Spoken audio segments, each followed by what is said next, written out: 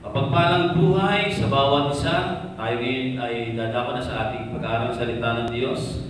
At ang tema po ng ating pag-aaralan ngayon ay matatagpuan po natin sa aklat ng Mga Gawa 26:16 to 18.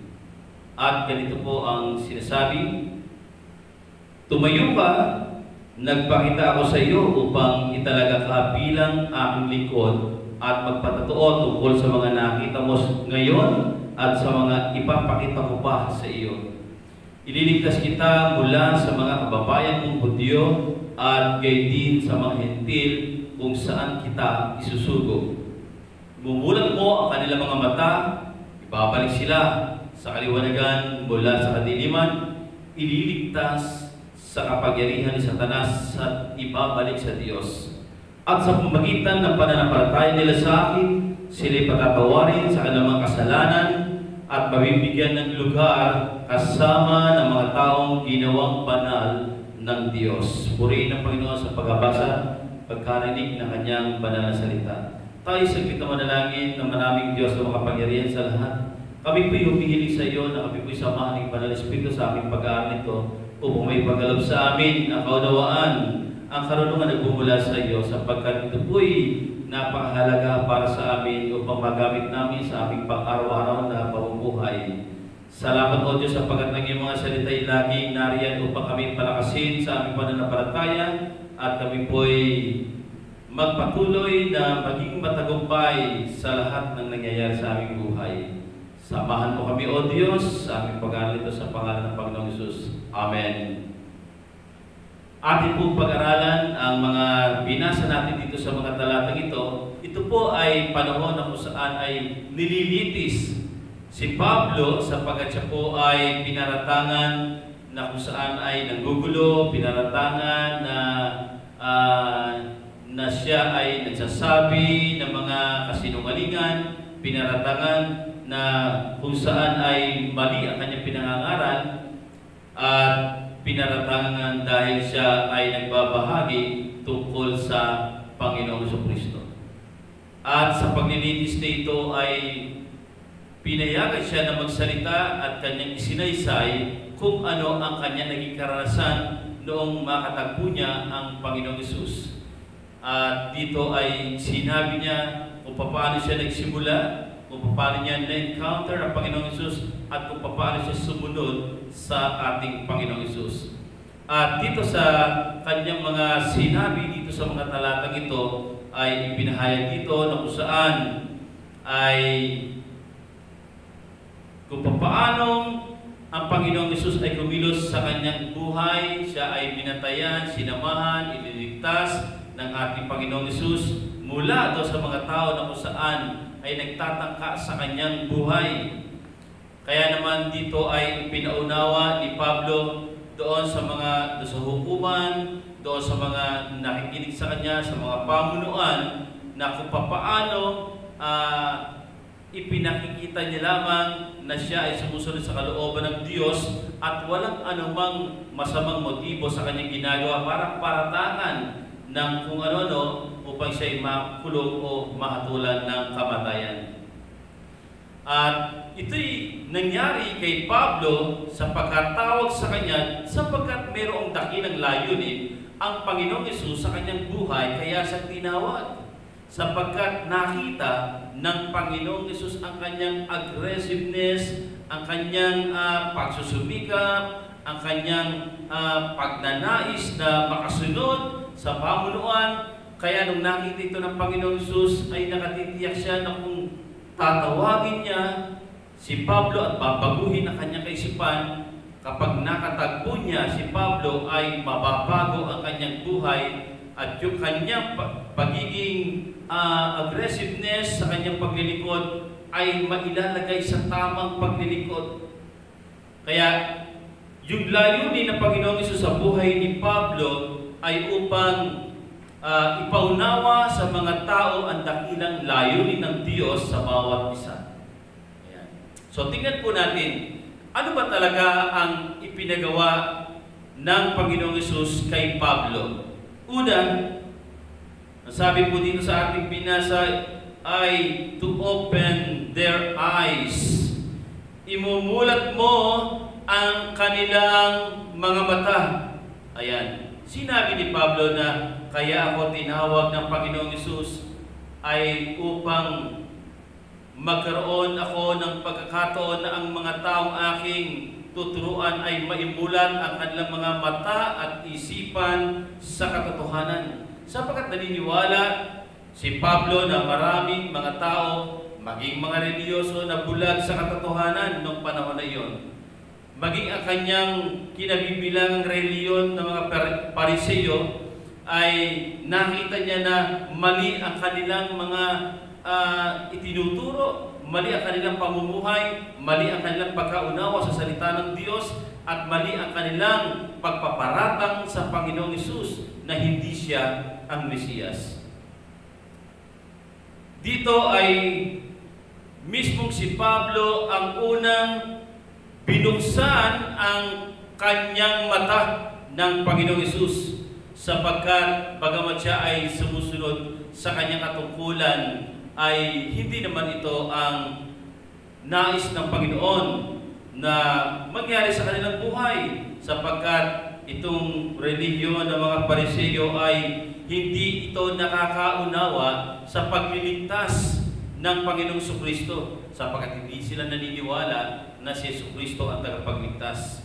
Hindi nila naunawaan ang mga bagay, ang katotohanan tungkol dito sa kapatawaran at ang buhay na walang hanggan. Subalit nang makatagpo ni Pablo itong Panginoong Hesus ay ipinaunawa sa kanya, ipinadama sa kanya ang pag-ibig ng Panginoong Diyos, at ipinadama din sa kanya yung kanyang 3 araw na pagkabulag, pagkawala ng paningin, pamumuhay sa kadiliman, ay ipinaranas ito sa kanya upang maranasan ni Pablo kung gaano kahirap ang walang paningin.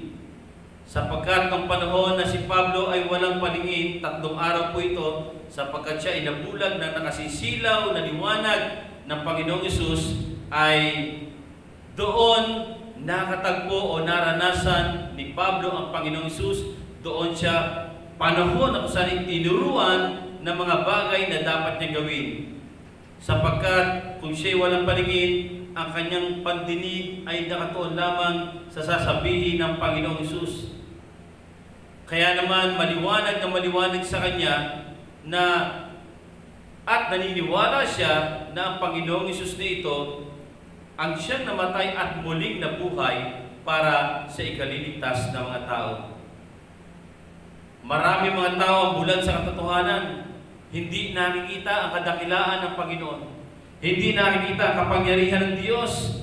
Ang tinitingnan lamang ay kung paano matutugunan ang kanilang mga sarili-sariling pangangailangan na makapagbibigay sa kanila ng kasiyahan at hindi ang mga bagay na espiritual. Bulag sa katotohanan mula sa banal na sulatan, kaya walang panahon na mag-aral ng banal na sulatan, ng salita ng Diyos, walang panahon sa pananalangin, walang panahon sa mga bagay patungkol sa ating Panginoon, at ang laging paningin ay nakatuon dito sa mundong ito, kung ano yung gusto niyang makuha para sa kanyang sarili. Kaya si Pablo ay inutusan ng Panginoong Hesus na imulat mo ang sa katotohanan ang mga tao na ito. Imulat ang kanilang paningin, imulat ang kanilang mga isipan na sa katotohanan ang Panginoong Hesus lamang ang kailangan nila sa kanilang buhay upang magkaroon sila ng kakumpletuhan sa kanilang buhay. Kaya hindi naman sa atin bilang mga lingkod ng Diyos, kami na tinawag na kung saan ay upang maipaunawa rin sa bawat isa sa iba't ibang kaparaanan ng pagpapahayag ay maimulat ang mata at isipan ng mga tao sa katotohanan na tanging ang Panginoong Hesus lamang ang magbibigay sa atin ng kalinisan ng ating puso at ng buhay na walang hanggan. Naniniwala po tayo na unti-unti ay nagliliwanag na ang ating mga mata at unti-unti nating nakikita ng malinaw ang kadakilan at ang kapangyarihan ng ating Panginoong Hesus. Pangalawa, bakit ninais ng Panginoong Hesus na makatagpo si Pablo? Sapagkat, ang sabi dito, to turn them from darkness to light. Ibabalik mo sa kaliwanagan mula sa kadiliman ang mga tao na ito na kung saan ay namumuhay sa kadiliman. Ibalik mo sila sa kaliwanagan. Ito yung isa sa mga layunin ng Diyos upang kaya si Pablo ay tinawag ng ating Panginoong Hesus. Sapagkat alam ng Panginoong Hesus na maraming mga taong namumuhay na malayo sa Diyos, namumuhay na punong-puno sa kaguluhan, sa kadiliman, at sa kawalan ng direksyon ng kanilang buhay. Akala ni Pablo na sa kanyang paglilingkod, nung siya ay nasa relihiyon ng Pariseo, ay nasa tama na siyang pananampalataya, at ang usigin ang mga Kristiyano, ikulong, patayin ang mga Kristiyano ay magbibigay ng kalwalatian sa Diyos. Subalit ng isang malaking pagkakamali sa kanyang buhay. Nang makatagpo niya ang Panginoong Hesus ay doon niya naunawaan, doon niya nalaman na siya ay namumuhay sa kadiliman at hindi sa kaliwanagan.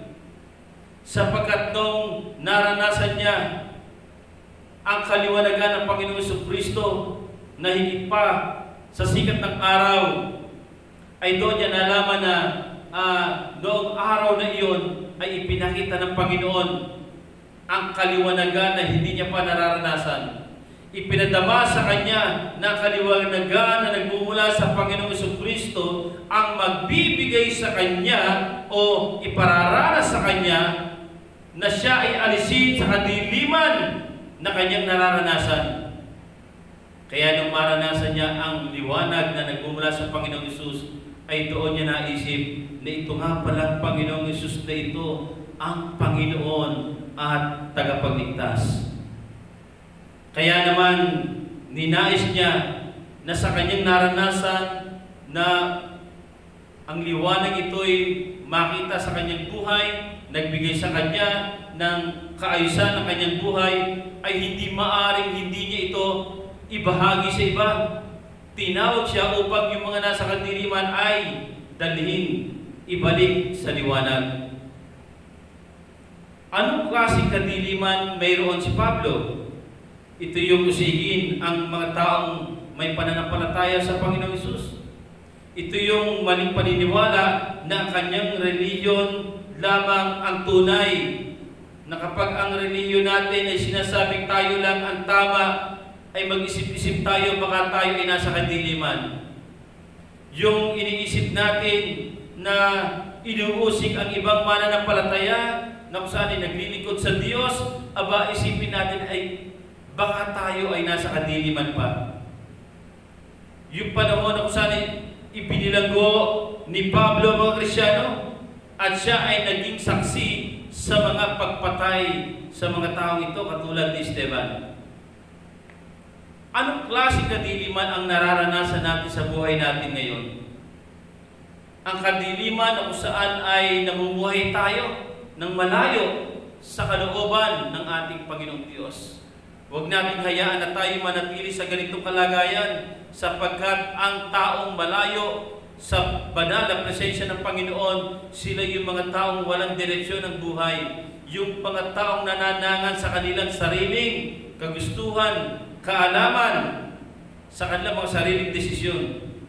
Kaya naisin natin na makatagpo ang ating Panginoong Hesus sa ating buhay na sa gayon tayo ay makalaya sa pamumuhay sa kadiliman na ito.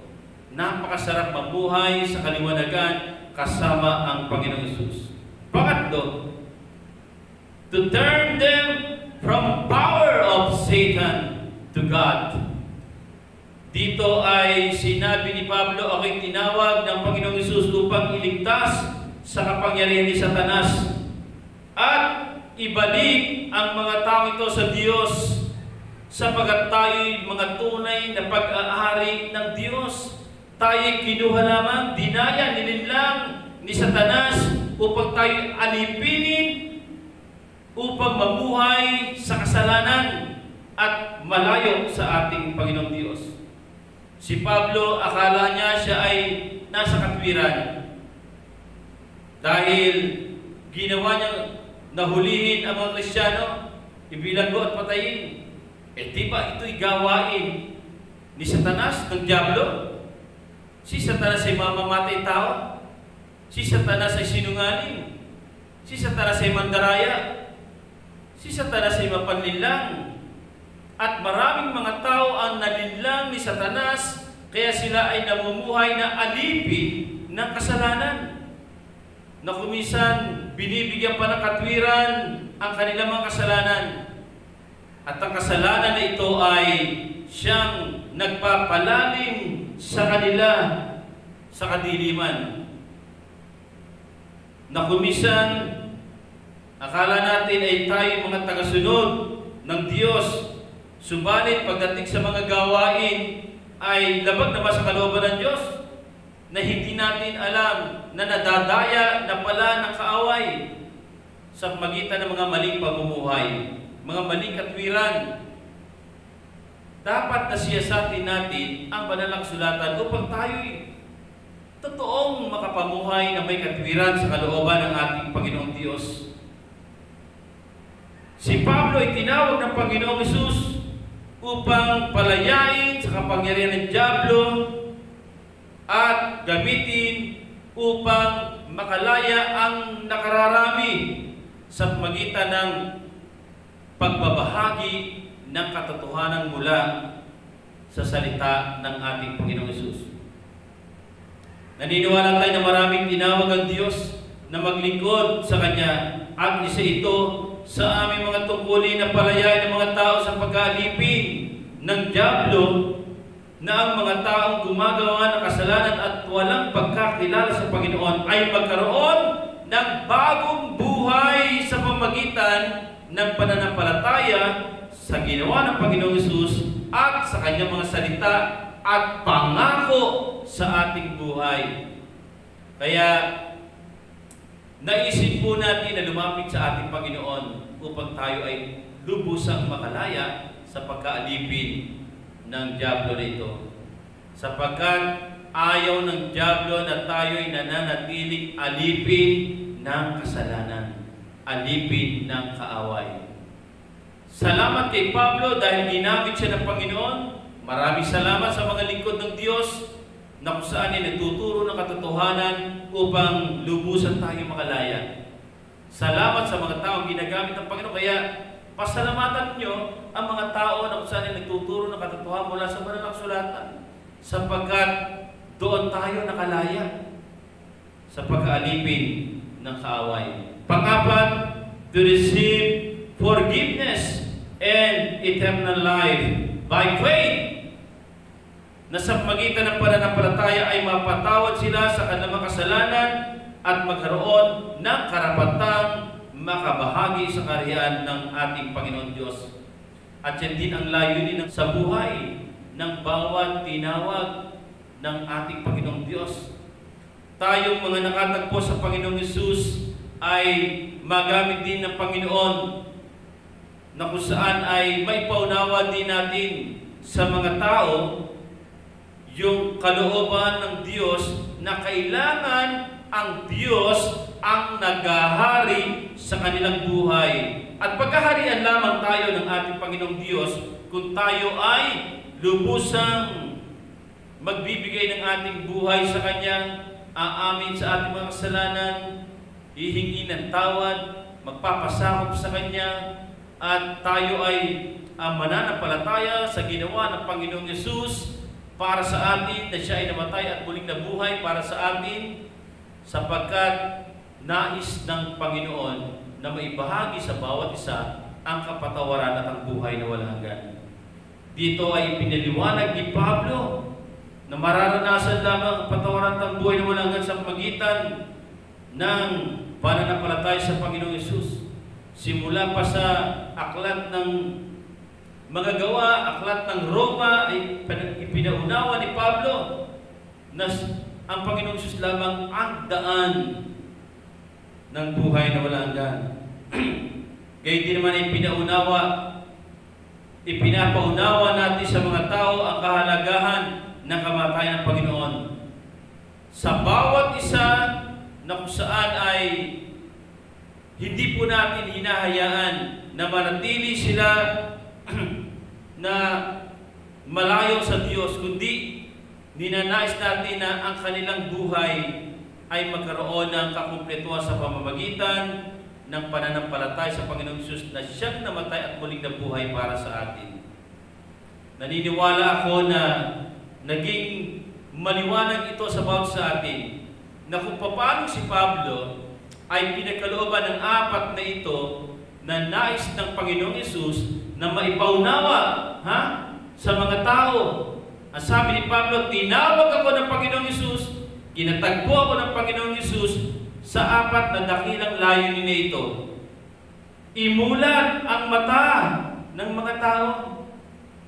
Pangalawa, na sila ay alisin sa kadiliman at dalhin sa kaliwanagan.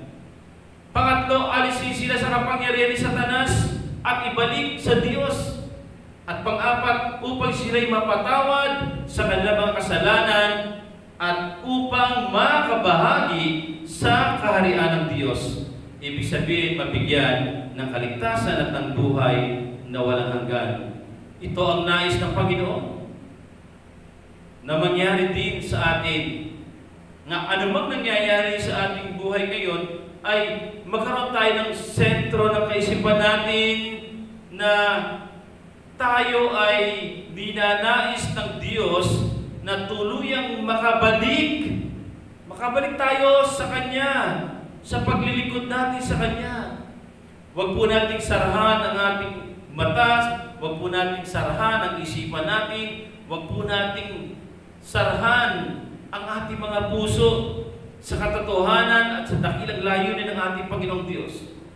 Huwag, kapatid, sapagkat nais ng Panginoon na maging kabahagi kaniya sa kanyang kaharian, sa kanyang paghahari, sapagkat mahalaga ang buhay mo sa Panginoon. Kapatid, kung hindi mo pa nararanasan at sa panahon na ito ay para bang ikaw ay nalilinlang ng kaaway, na sa panahon na ito ikaw ay naging alipin pa ng kasalanan, ikaw ay namumuhay pa sa kasalanan, na ikaw ay sarado pa ang iyong isipan sa mga bagay na espiritual, na mayroong mga nagtuturo ng salita ng Diyos sa iba't ibang lugar, sa pagitan ng Facebook, sa pagitan ng YouTube, ay sinasaraduhan mo na kapag nakakarinig ka ng Word of God, inaalis mo agad. Naghahanap ka ng iba na gusto mong panoorin. Huwag naman, kapatid, ganoon. Kaya ipinapakita sa iyo ng Panginoon ang mga bagay na iyo sapagkat nais ng Diyos na ang iyong buhay ay magkaroon ng makatanggap ng pangako ng Diyos na buhay na ganap at kasiyasiya. Nais ng Panginoon na pahalagahan, na nais ng Panginoon na maranasan mo ang kapatawaran at ang buhay na walang hanggan. Maranasan mo ang buhay sa kaliwanagan. Maranasan mo ang buhay malapit sa Diyos. Maranasan mo na ikaw ay nagnanais palagi na alamin ang katotohanan mula sa Kanya. Kapatid, kung hindi mo pa nararanasan ito, ito yung panahon na magbalik loob sa ating Panginoong Diyos at tilingin sa Kanya na ipagkaloob sa iyo ang mga biyayang ito. Kapatid, mahal na mahal ka ng Panginoon at ayaw niya na maranasan niya na malayo ka sa Panginoon. Ayaw ng Panginoong Hesus na hindi mo maranasan ang kaligtasan ng biyaya niya. Ayaw ng Panginoong Hesus na ikaw ay naghihirap ang iyong kalooban, na ikaw ay nasa miserableng buhay. Ayaw ng Panginoong Hesus na ikaw ay namumuhay sa kapigatian, sa karamdaman, sa kalungkutan. Ayaw ng Panginoon na ikaw ay namumuhay sa pagkatakot. Ayaw ng Panginoon na ikaw ay namumuhay sa mga kahirapan ng iyong buhay, sa mga alalahanin, sa mga kabalisahan, sa mga katanungan sa iyong buhay na kailan ba matatapos ang mga paghihirap nito. Sapagkat naparito ang Panginoong Hesus upang ipagkaloob sa iyo ang kanyang buhay. Ang naisin niya na makasama ka sa iyong pang-araw-araw na buhay upang mapagtagumpayan mo ang lahat ng nangyayari sa iyong buhay. Kapatid, kung hindi mo pa nararanasan ang kalayaan na ito at nananatiling alipin ka pa ng kapangyarihan ng kaaway, kapatid, subukan mong lumapit sa Panginoon. Subukan mong iwanan ang mga alalahanin mo sa buhay. Subukan mong lumayo sa anumang mga pagkatakot sa iyong buhay, sapagkat ang kamay ng Panginoon ay laging nakaabang sa iyo at nagsasabing, anak, lumapit ka sa akin, ikaw na nahihirapan at nabibigat ang lubha. Nais ko na ikaw ay pagpahingahin, bigyan ng kapayapaan, bigyan ka ng kagalakan, kalakasan sa presensya ko. Dahil sa presensya lamang ng Panginoon tayo makakasumpong ng tunay na kapayapaan sa ating mga buhay. Mga kapatid, nais ng Panginoon na mamulat tayo sa katotohanan na tayo'y magkaroon ng kaliwanagan sa ating buhay. Nais ng Panginoon na alisin tayo sa kapangyarihan ni Satanas. Nais ng Panginoon na mapatawad ang ating mga kasalanan at bigyan tayo ng buhay na walang hanggan. Tayo manalangin.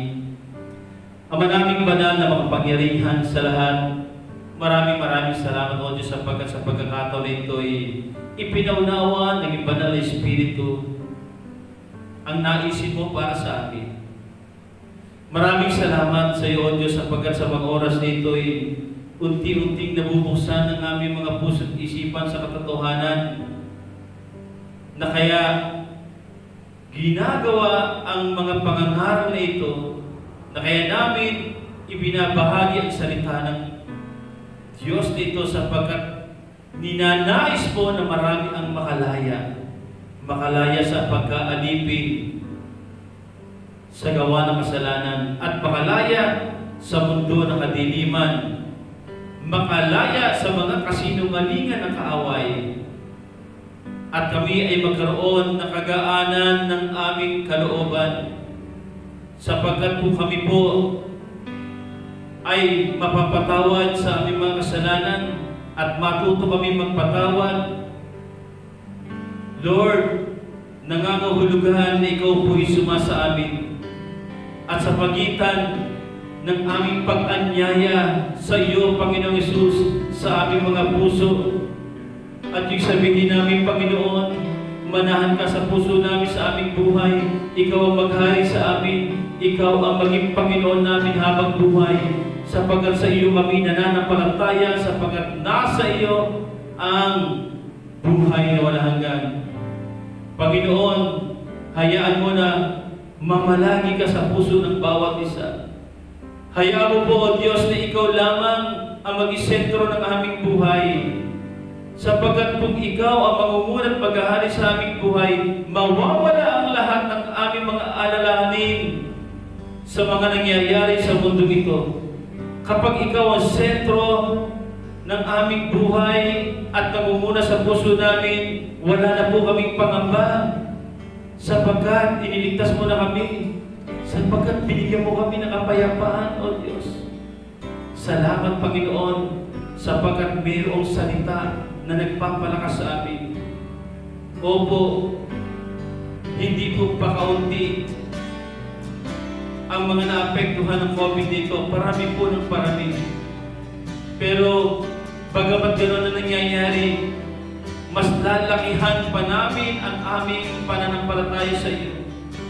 Na kami po'y nababalutan ng iyong banal na dugo ng iyong proteksyon at mangyayari ang kalooban mo, O Diyos, na sa panahon ng pandemic nito'y makikita namin ang iyong kadakilaan at ang iyong kapangyarihan. Sapagkat ang mga karamdaman natin hindi magtatagal, sapagkat ang kagalingang nagbubula sa iyo ang kanilang mararanasan. Kami po'y nagkakaisa sa pananalangin na ngayong nasumpungan namin ang katotohanan, naniniwala po kami, mayroon kang magandang ginagawa sa aming buhay. Matatapos ang pagsubok na ito sapagkat alam namin na ikaw ang nasa palig namin. At kung hindi man matapos pa ito, O Diyos, tagumpay pa rin kami sapagkat hindi nawawala ang pananampalataya namin sa iyo. Lumalago at lumalago sapagkat lagi kaming umaasa sa iyo na hindi mo kami pababayaan o iiwanan man. Salamat po, Panginoon. Pagpalain mo ang bawat isa, ang mga nakinig ng mensaheng ito'y pagpalain mo, ingatan mo, at proteksyonan mo mula ngayon at magpakilanman. Salamat, O Diyos, sa buhay ng bawat isa. Ito po ang aming samang dalangin sa matamis na pangalan ng Panginoon Jesus. Amen. Amen at amen. Amen. Yan po ang mensahe ng Panginoon sa bawat sa atin. Pagpalain po tayo lahat ng ating Panginoon. To God be the glory.